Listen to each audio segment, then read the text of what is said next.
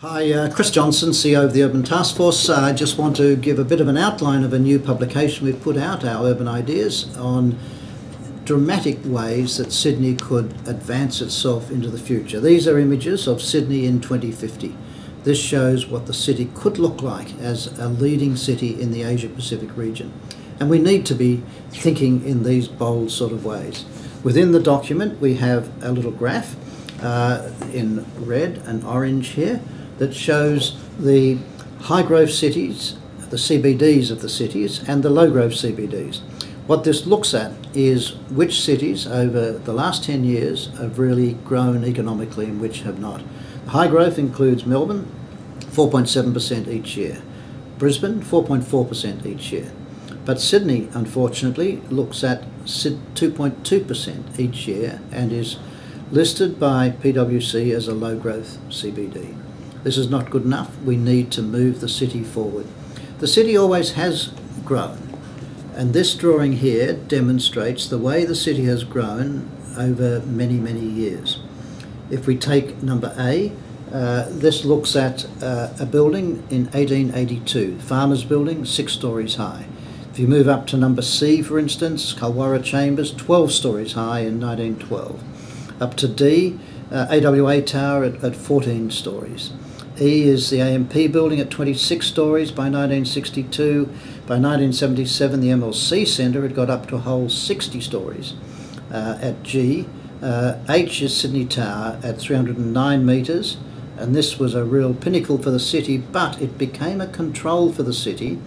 At 235 metres, the underside was where no building could go higher than this. So World Tower, 2004, I, is 230 metres, and J, the Greenland Centre, 235 metres. Crown Casino is proposed at higher, 275, that's K, but it's much lower down on the foreshore.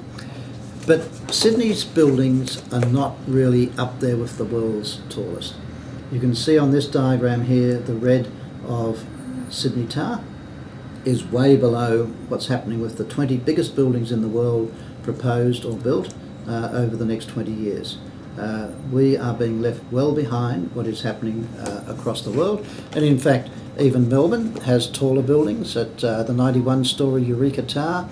Brisbane has the 80-storey Infinity Tower. Parramatta's proposing 90 stories. London has the 87-storey Shard. Sydney is falling behind. So what we've done is asked 3 architects, here they are, to come up with their ideas for what Sydney would look like in 2050. Richard Francis Jones from FJMT, Philip Vivian from Bates Smart, and James Fitzpatrick from Fitzpatrick Partners have come up with quite dramatic ideas for what Sydney could look like. Here is the Richard Francis Jones scheme. This is a scheme that demonstrates how the city could grow and still keep a green base to it, still keep solar access into the parklands, but it quite dramatically carries a landscaped theme across the Harbour Bridge, a new park, a linear park running across the Harbour Bridge, built over all those expressways in North Sydney, allowing new buildings to occur. So here we get a balance of new landscape spaces with new tall buildings. The buildings by Bates Smart, by Philip Vivian, are very dramatic.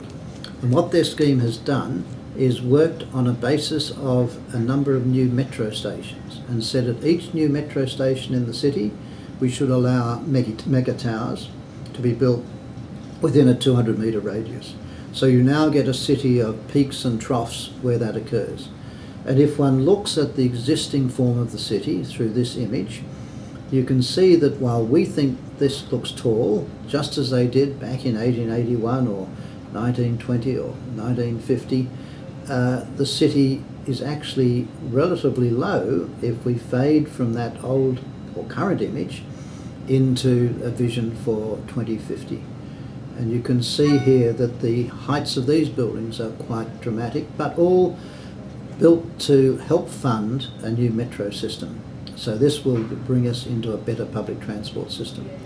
And the final scheme is by James Fitzpatrick, and it is taking a totally different viewpoint. It's based on a circular diagram of a city with the original centre and a series of secondary centres, satellite cities around the city itself.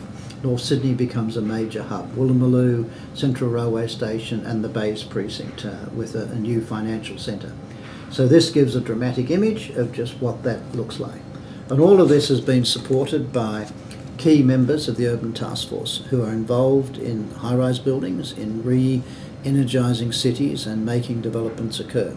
So we've got Brookville Multiplex, their building they did from Quarry Bank with James Fitzpatrick as the architect. Leighton's with their new building proposed in North Sydney, high-rise tower by Batesmart. And Mirvac's building at 200 George Street, designed by FJMT. So here we've got some of Australia's best developers working with the same architects who've come up with these schemes. I urge you all to consider all of this as a bold and strong way forward for Sydney.